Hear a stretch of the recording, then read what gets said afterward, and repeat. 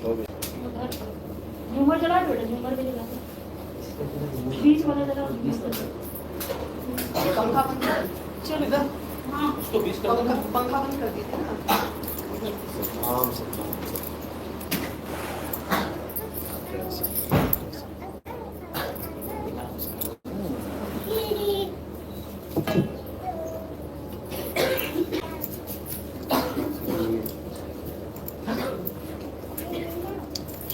आम साहिब पता क्या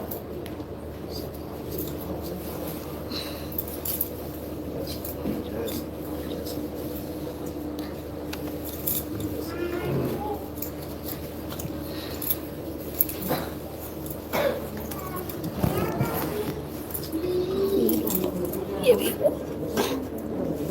जी जी ये भी रख देंगे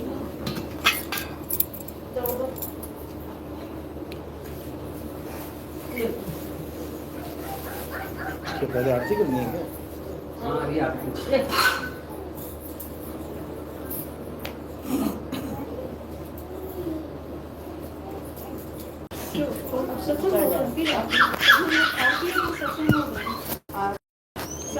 पहले सत्संग कर लेते हैं।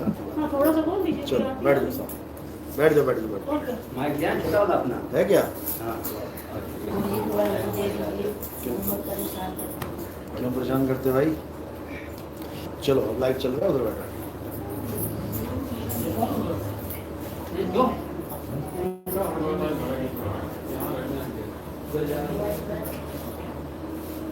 पानी गिला सकते हो? पानी कहीं से?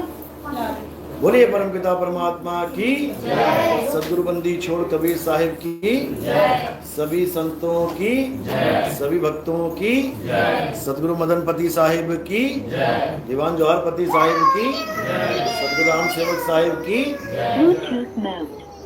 सदगुरु बैराग साहिब की, कलीनापुर धाम की, सकल हंस को बंदगी साहिब बंदगी।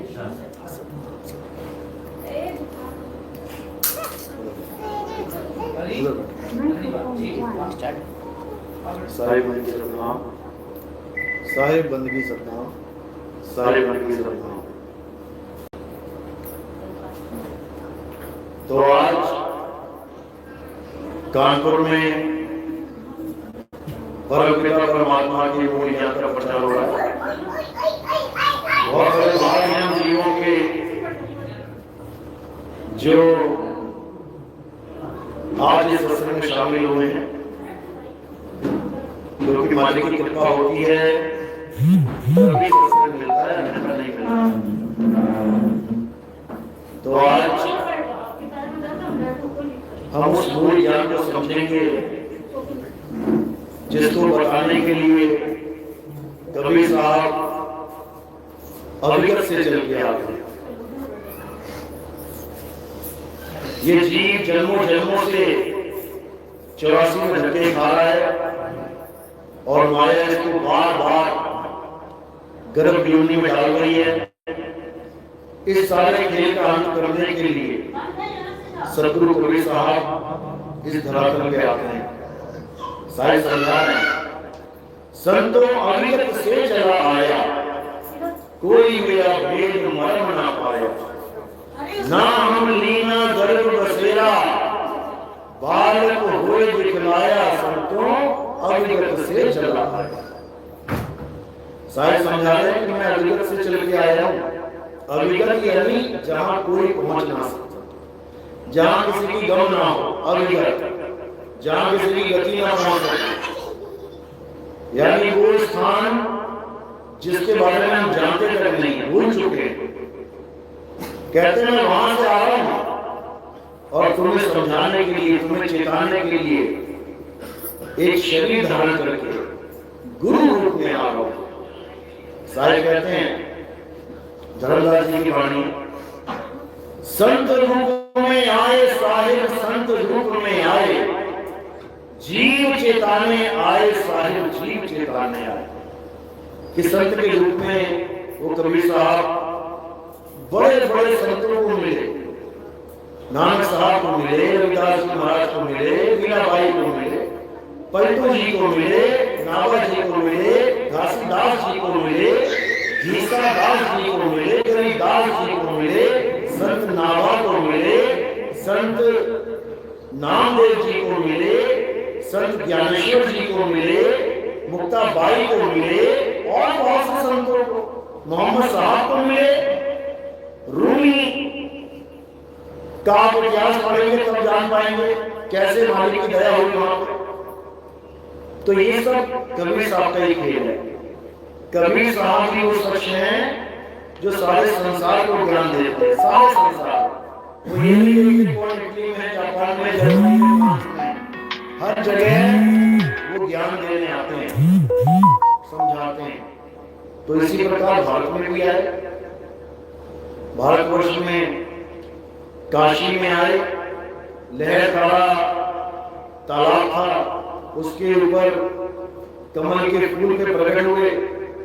नीरो और नीमा रूपी दो मुसलमान बुलाए तो पहले हिंदू थे, बाद में मुसलमान बना दिए गए।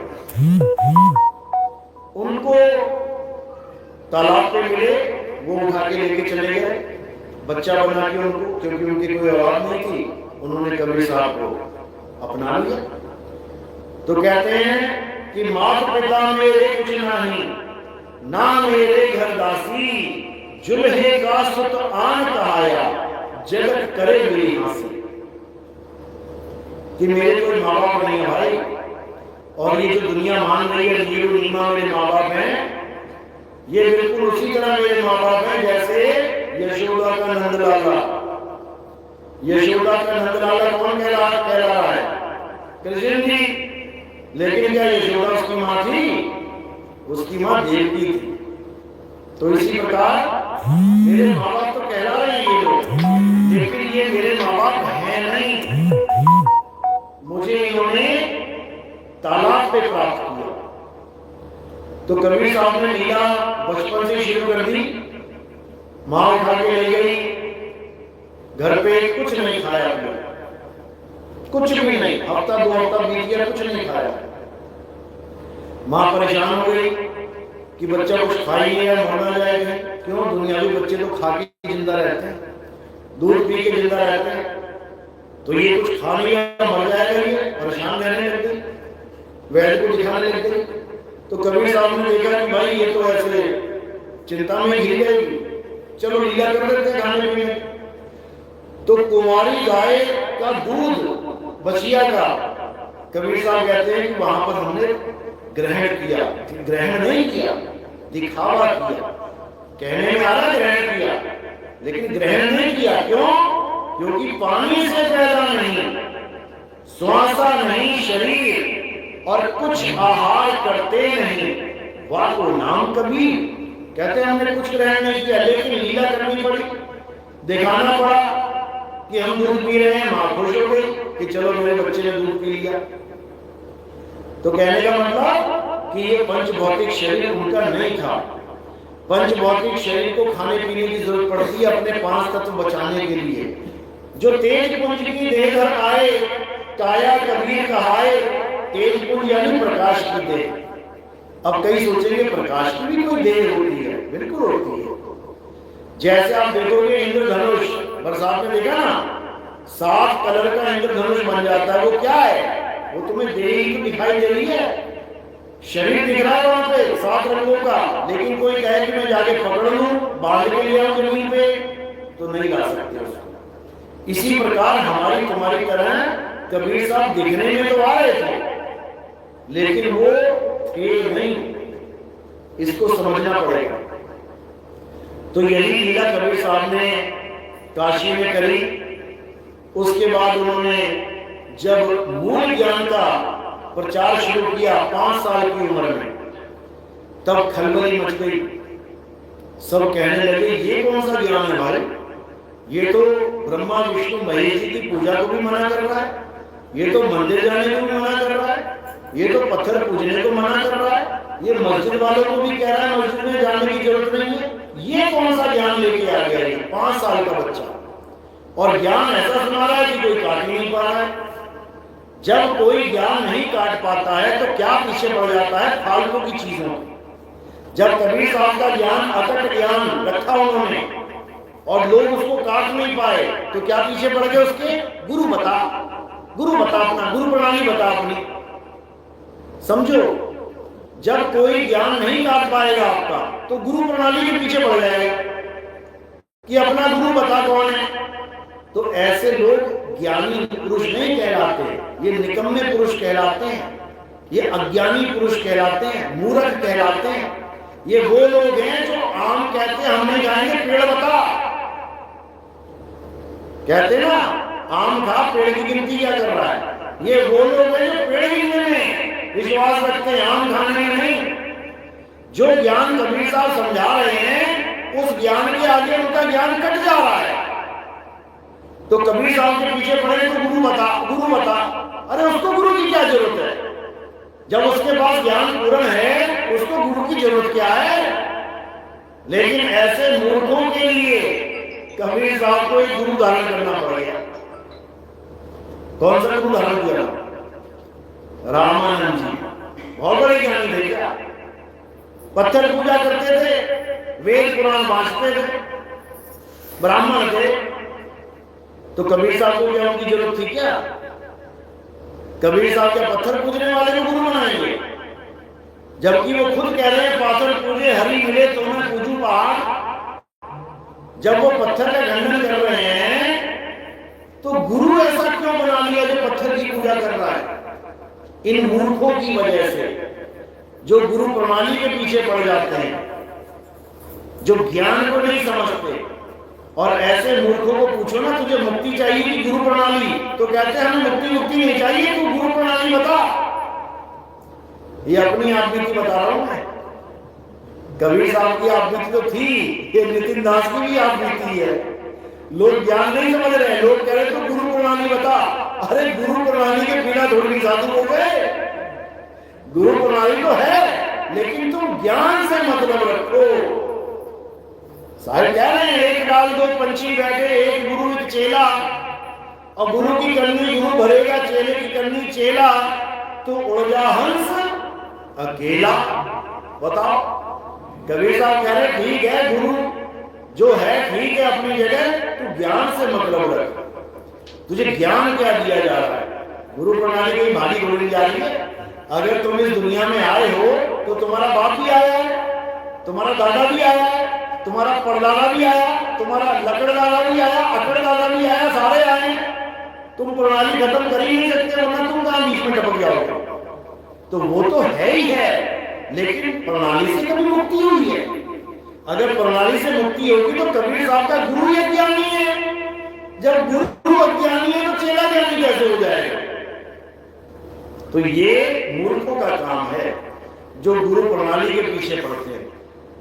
गुरु प्रणाली सेकेंडरी थिंग है, प्राइमरी क्या है? ज्ञान। सबसे पहले तुम्हें ज्ञान को गुरु मानना है। गुरु प्रणाली तो बनती जाएगी, अज्ञानी भी गुरु प्रणाली लेके बैठे हुए हैं, लेकिन ज्ञान नहीं है, ले लेगा तो क्या उससे नाम ले लेंगे? ज्ञान गुरु है मेरे भाई, ज्ञान गुरु है। तो कबीर साहब ने बहुत समझाया जीवों को, लेकिन ये जीव मूर्ख समझ नहीं पाए। तो वही कहानी अब दोहराई जा रही है। आज नितिन दास के पीछे पड़ जाते हैं लोग डिबेटों में, गुरु प्रणाली बताओ, गुरु प्रणाली। ज्ञान से कोई मतलब नहीं। अरे अगर तुम सच्चे मालिक के सच्चे जीव हो तो ज्ञान आधार से गुरु धारण करो।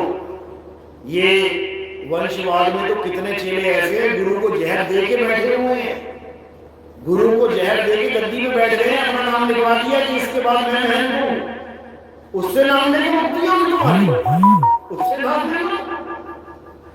तो कहने का मतलब यही है कि जात ना पूछो गुरु की और पूछ लीजिए ज्ञान। बोल करो तलवार का और पड़ी रहने दो म्यान। लेकिन ये सबके समझ में नहीं आता भाई।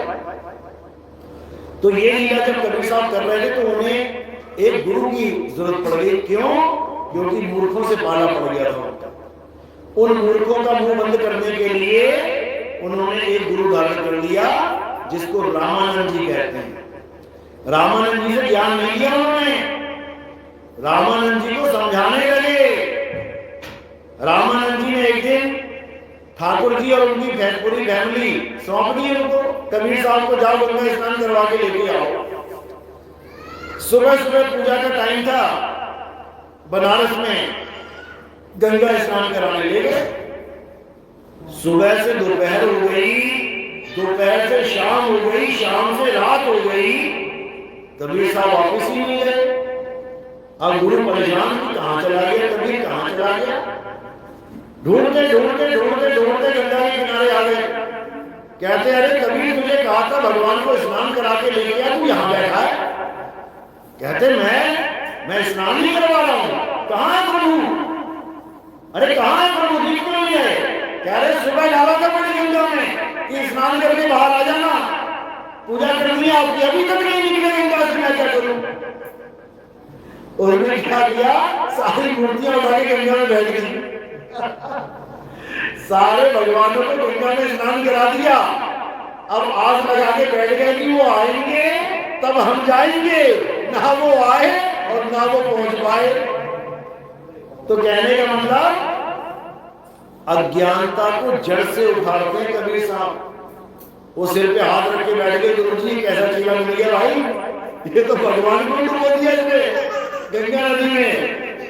यानी जो सबको तारने का ठेका लेके बैठते हैं वो खुद ही गंगा में डूब गए। तो कबीर साहब ने कोई कसर नहीं छोड़ी समझाने में, लेकिन ये मूर्ख जी समझ नहीं पाता। तो साहिब जब गुरु धारण कर लिया, उसके बाद जब उन्होंने प्रचार चालू किया, अब लोगों को, क्योंकि अब कोई मुद्दा ही नहीं बचा कि तेरा गुरु कौन है, सबको पता लग गया ये गुरु जी है। तो ये भी गुरु धारण किया लीला के द्वारा, उनके चरणों में लेट के, सीढ़ियों में लेट के नाम दीक्षा दी उन्होंने, वो आपको लीला बता रखी है।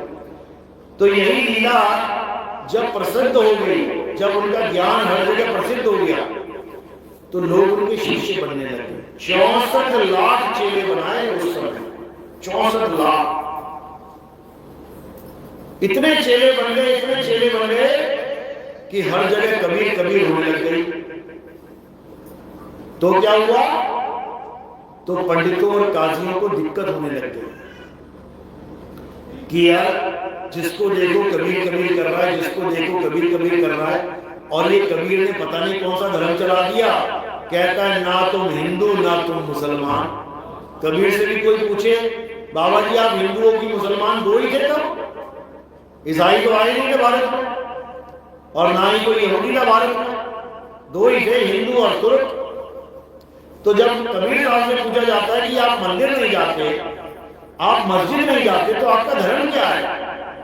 तो कबीर साहब क्या कहते थे, हिंदू कहो तो हूं नहीं और मुसलमान भी नहीं, 5 तत्व का पुतरा गैरी खेले माही। कहते हैं जो 5 तत्व के पुतले में खेल रहा है वो हूं मैं। यानी कौन खेल रहा है? आत्मा। मुझे हिंदू मुसलमान मत समझ लेना, मैं ना हिंदू हूं ना मुसलमान, मैं आत्मा हूं। अब बताओ आत्मा का क्या धर्म है, परमात्मा का क्या धर्म है, परमात्मा की क्या जात है? आज हमारा ही धर्म जात पात में बटा हुआ है और हम मान के क्या बैठे कि परमात्मा एक है, सबका पिता है। तो जब सबका पिता एक है तो उसके बच्चों के अलग अलग जात पात कैसे होगी? जो पिता की जात होगी वही उसके बच्चे की जात होगी।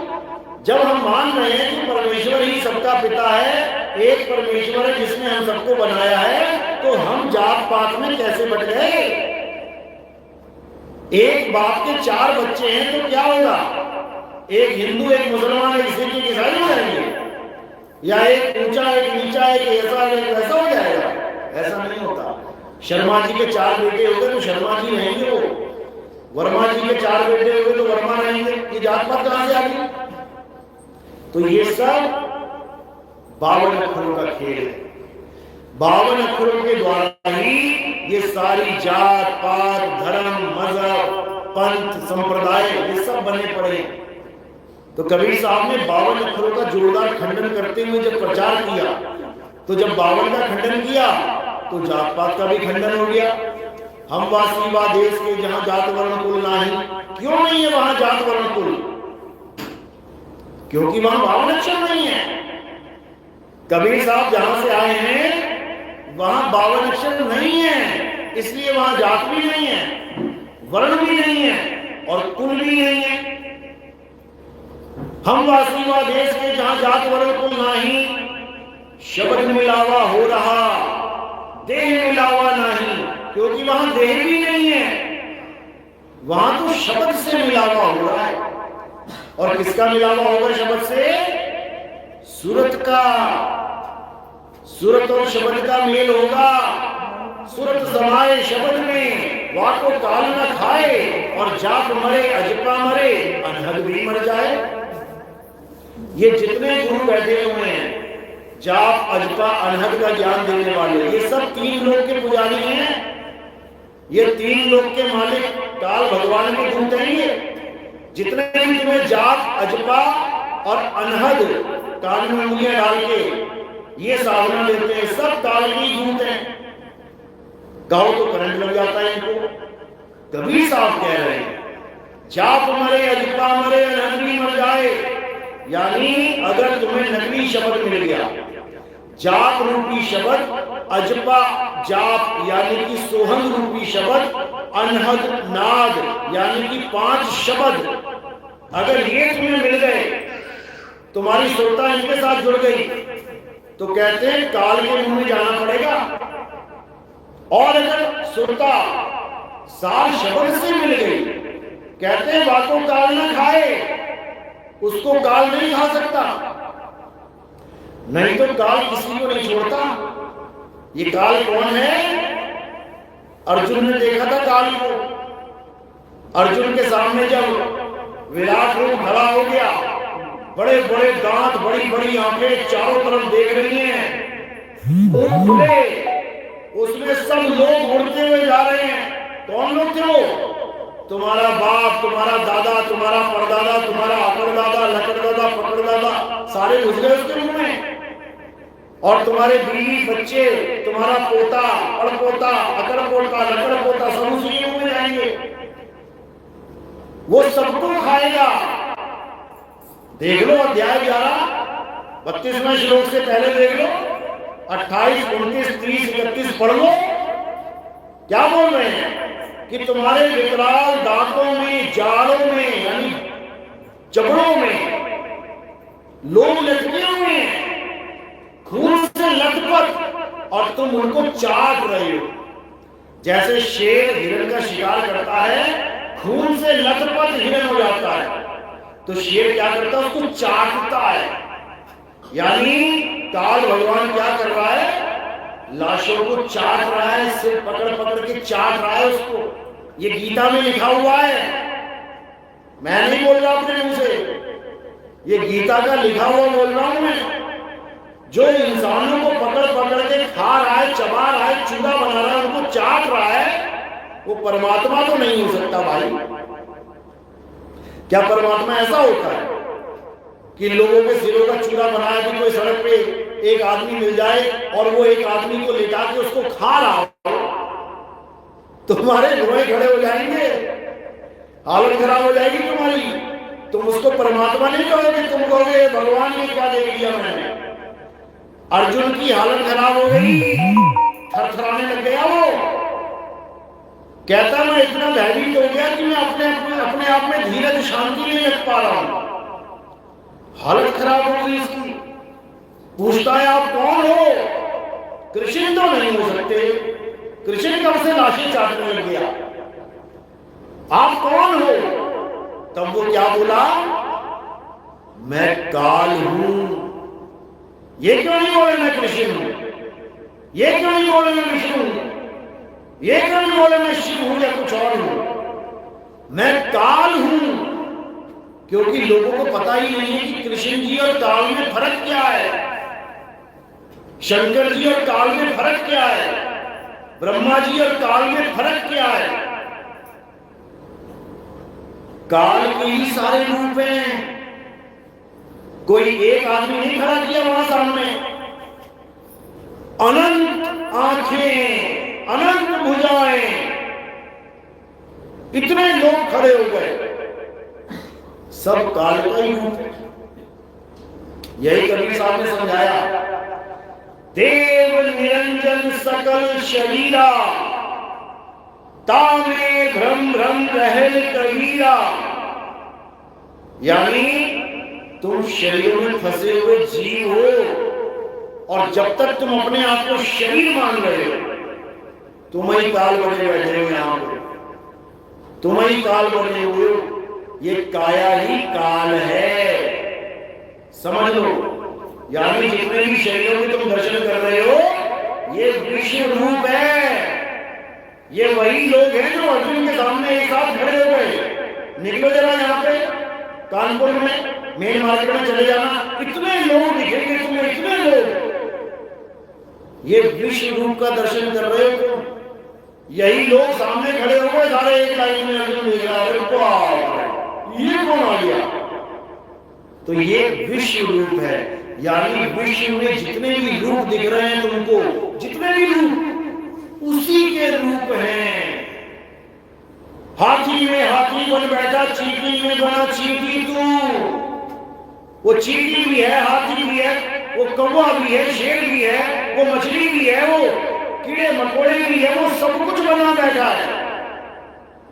अलख निरंजन कबीर साहब कहते हैं, हम तो लखा तीन लोक में और तू क्यों कहे अलख?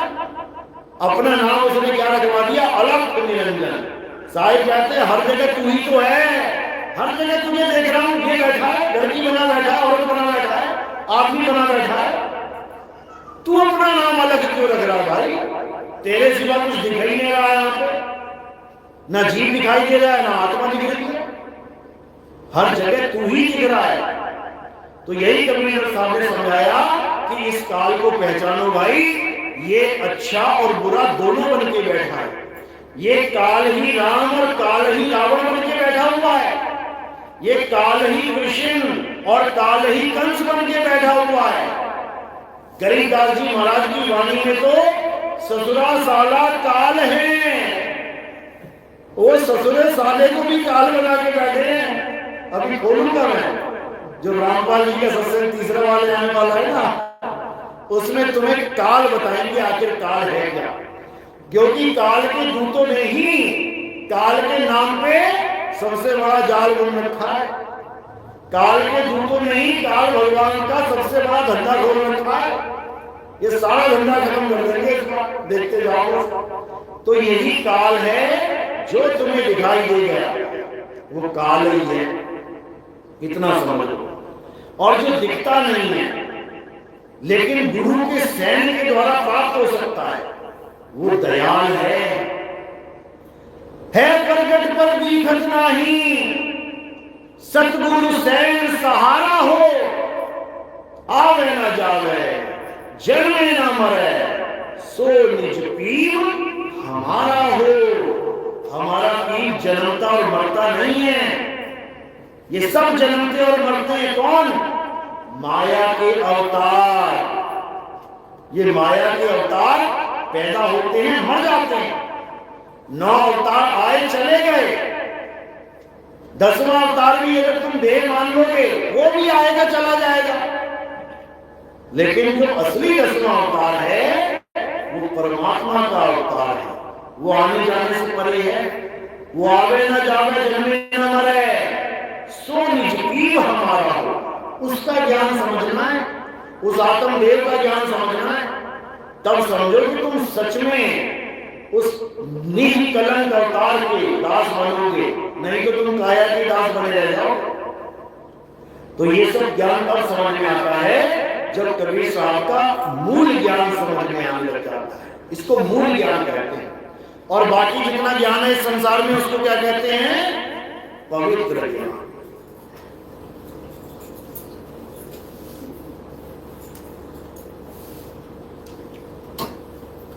तो साहिब समझा रहे हैं धर्मदास जी को, धर्मदास मेरी लाख दुहाई, मूल ज्ञान बाहर ना जाए। समझा रहे हैं मूल ज्ञान बाहर मत निकालना। पवित्र ज्ञान तुम जग में भाखो, मूल ज्ञान गुप्त कर रखो। पवित्र ज्ञान का मतलब ये 52 अक्षरी ज्ञान तुम भागो, खूब कहानियां सुनाओ, काल भगवान ऐसा था, वैसा था, फलाना था, ढिकाना था, लेकिन जो मूल ज्ञान है वो किसी को मत बताना। कहते हैं गुरुमुख को तुम देव बताई और कपटी से तुम रात छिपाई। जो तुम्हें लगे कि अंकुरी जीव है उसको लखा देना, और जो लगे नहीं ये तो चतुर है, कपटी है, उससे बचा लेना। तो यही हुक्म देते हुए कबीर साहब ने उस समय क्या बोला कि 12 पंथ काल गुरमाना और भूले जीव न जाए ठिकाना, 13 पंथ नहीं चले आए और सब पंथ मिट के एक पंथ चलाए। वहां पर 13 की जगह 12 लिखवा दिया था उन्होंने। क्यों? क्योंकि काल का दूध पड़ेगा तो पक्का 12 में मोहर लगा देगा कि 12 नहीं आएगा परमात्मा। अरे 12 काल के दूत है भाई, काल के दूत से परमात्मा आके दिशा लेंगे क्या अपना पंथ चलाने के लिए? बिल्कुल नहीं, समझ लो। वो कहते हैं 13 पंथ हम चले आए और ये सब पंथ मेट के एक पंथ चलाए।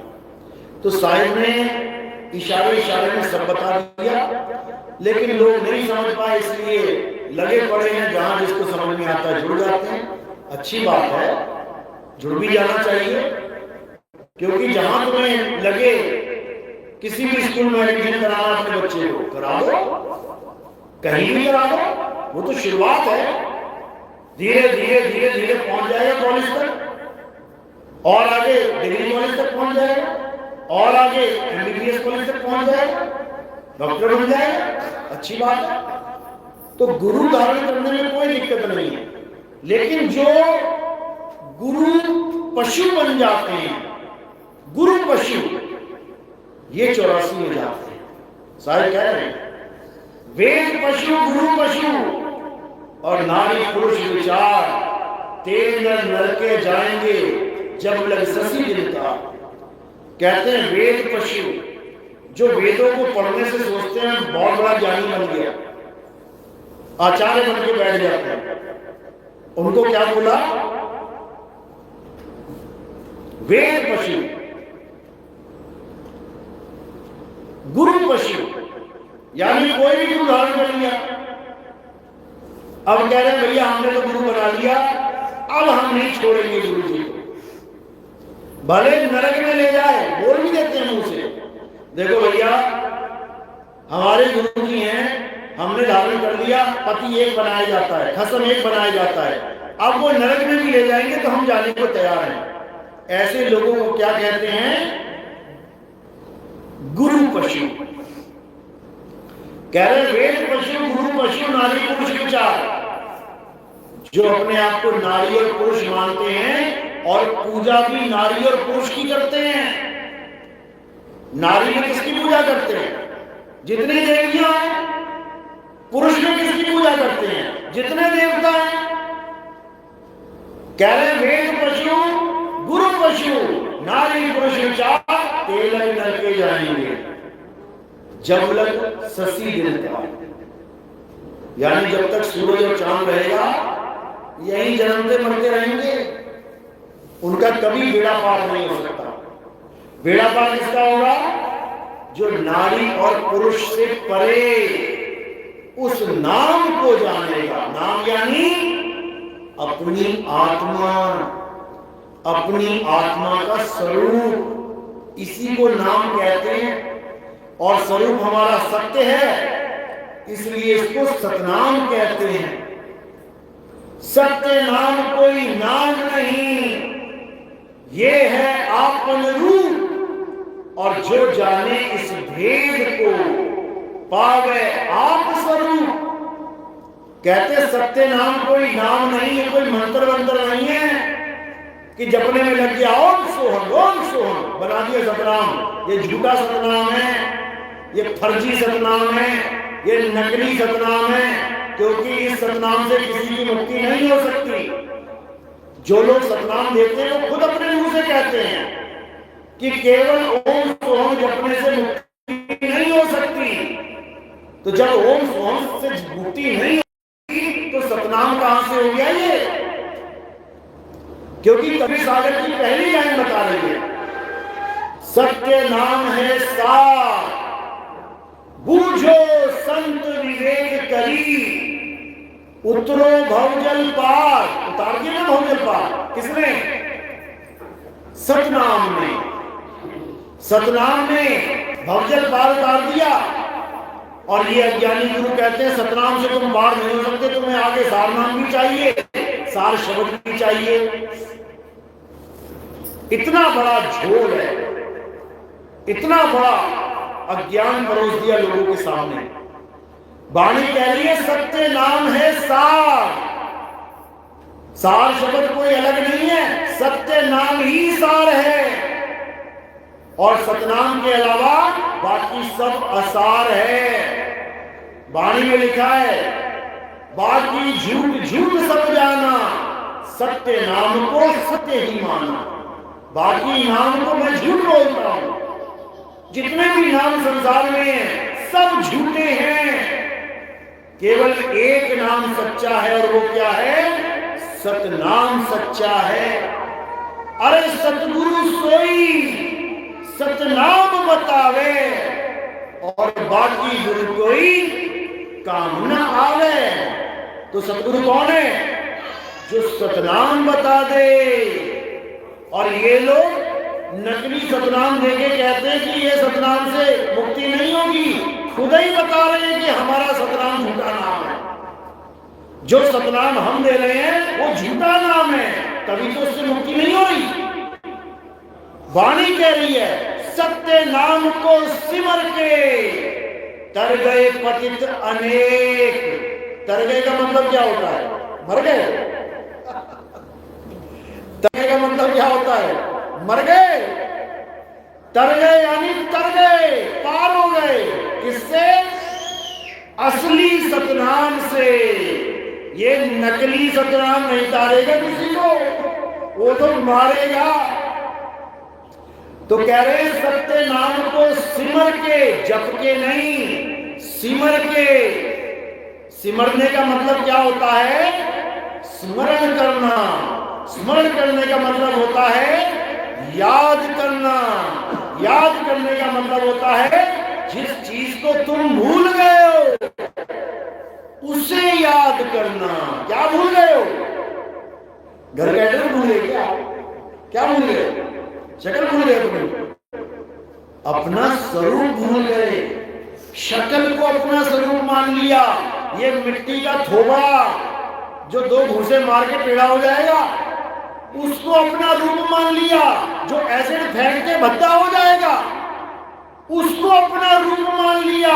जो कभी काला और कभी गोरा हो जा रहा है, उसको अपना स्वरूप मान लिया।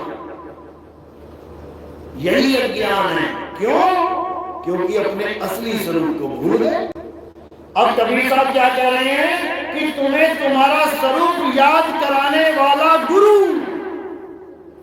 यही सतगुरु है, और तुम्हें मंत्र देने वाला गुरु ये काल का दूत है।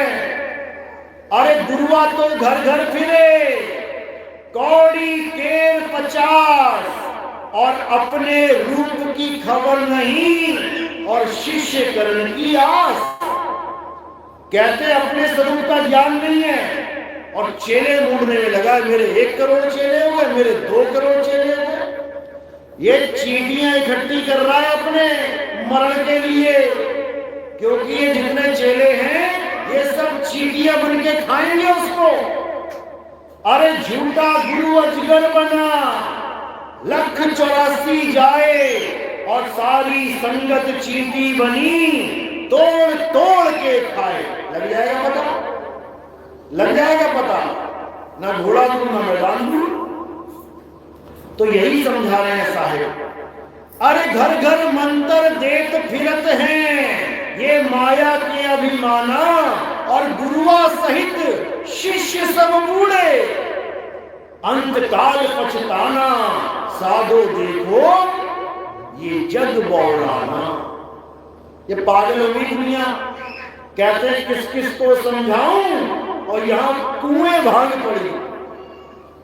बघेड़ी गाय उसने क्या किया? उसने सारा बोरा उठा के कुएं में डाल दिया भांग का। अब वहां जो जाके पी रहा है पानी, अब वो नशे में घूम रहा है।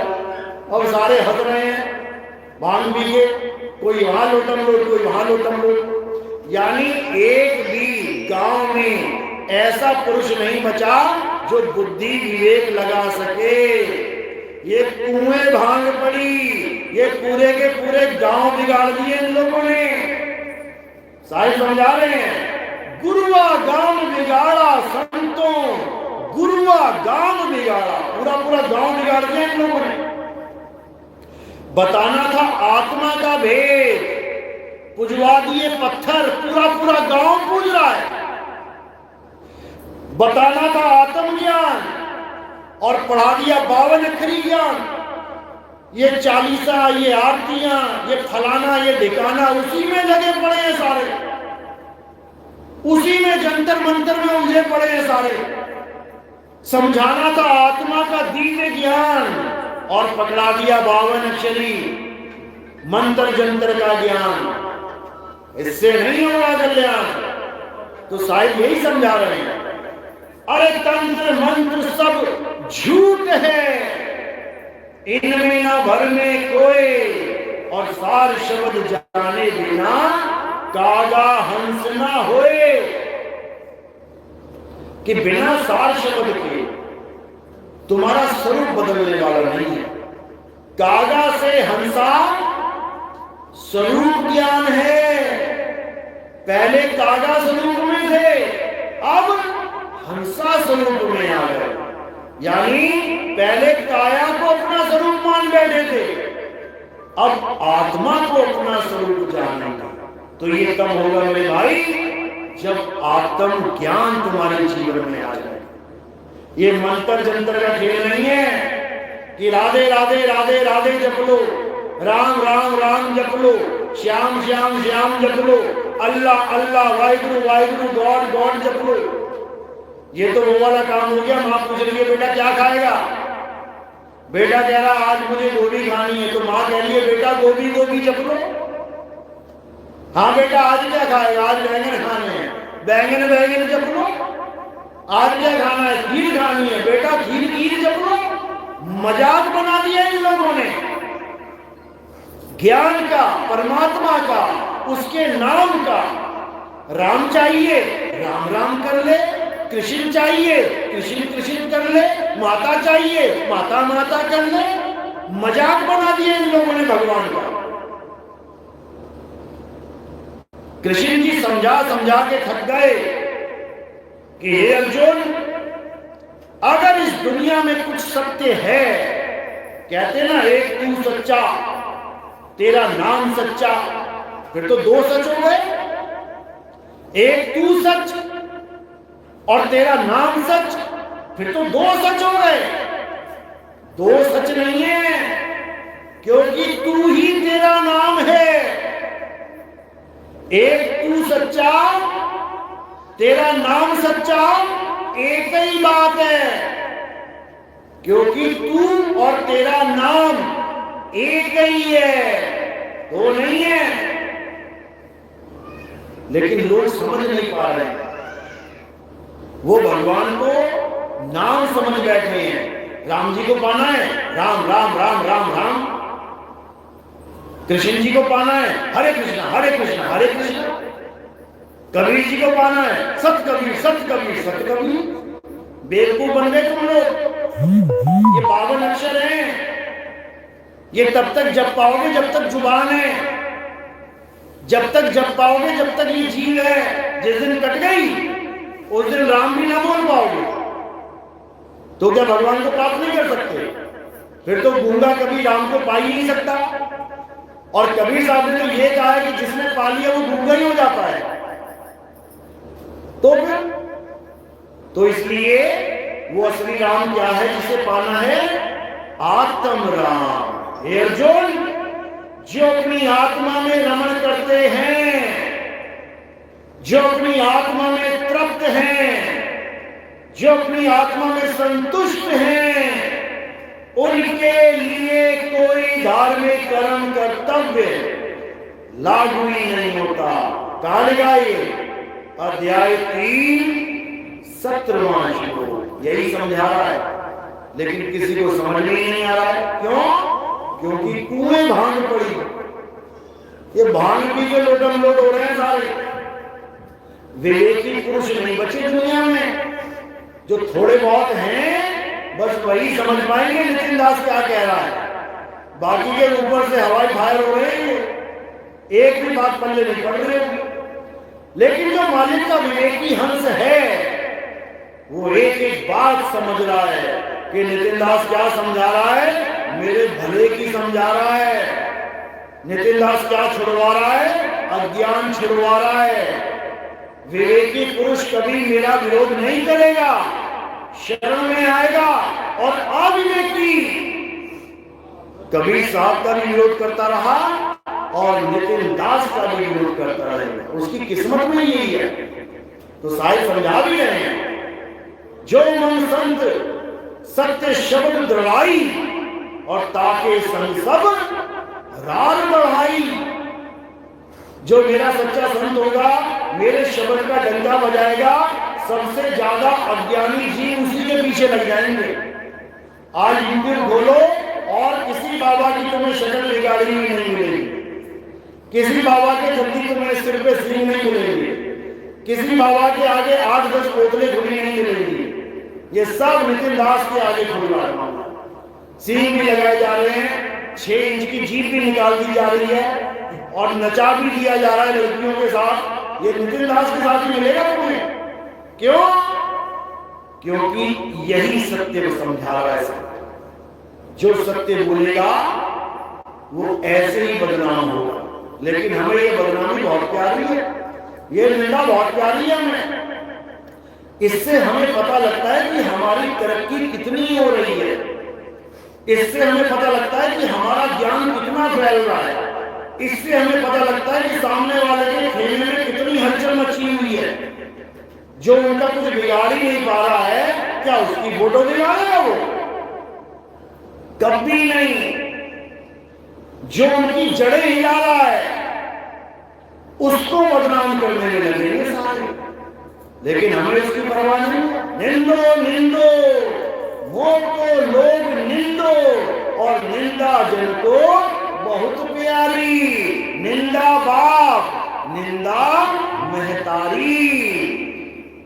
ये हमारे माँ और बाप के रूप में है निंदा। क्योंकि माँ और बाप जब आ जाते हैं किसी बच्चे के जीवन में तो पाल पोस के बड़ा कर देते हैं।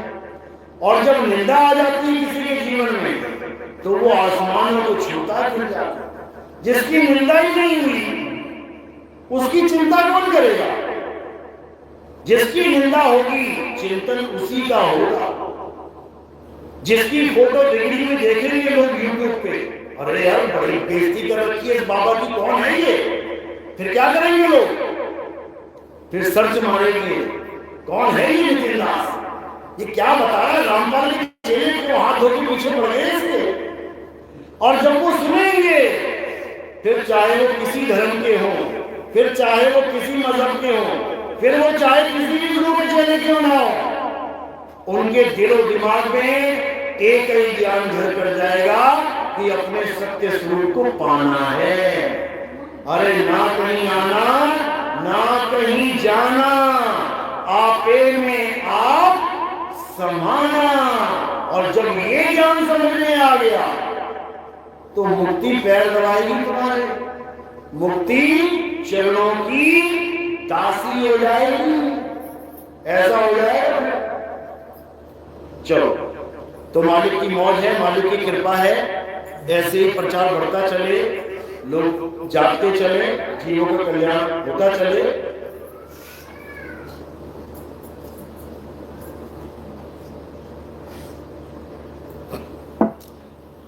तो आज का सत्संग यही समाप्त करते हैं और अब आरती का समय है।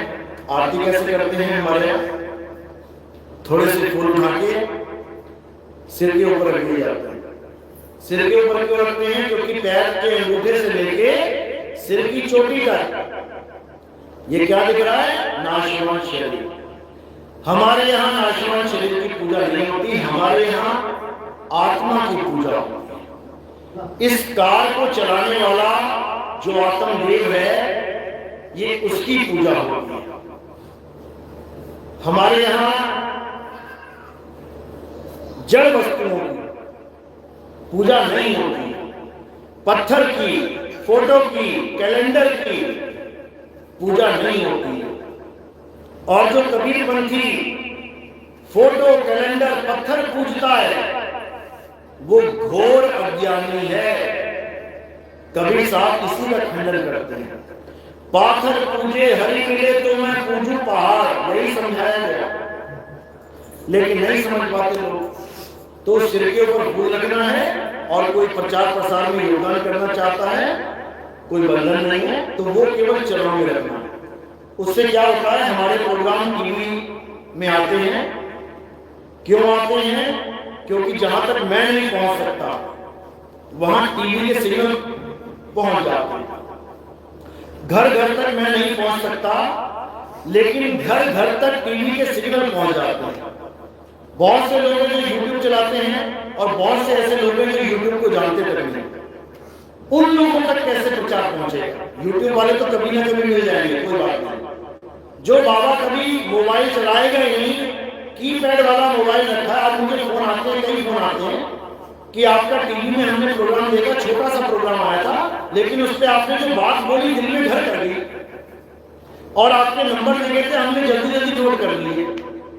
अब वो फोन करके कह रहे हैं कि अब हमें कैसे जुड़ना है आपके साथ, वो बताओ।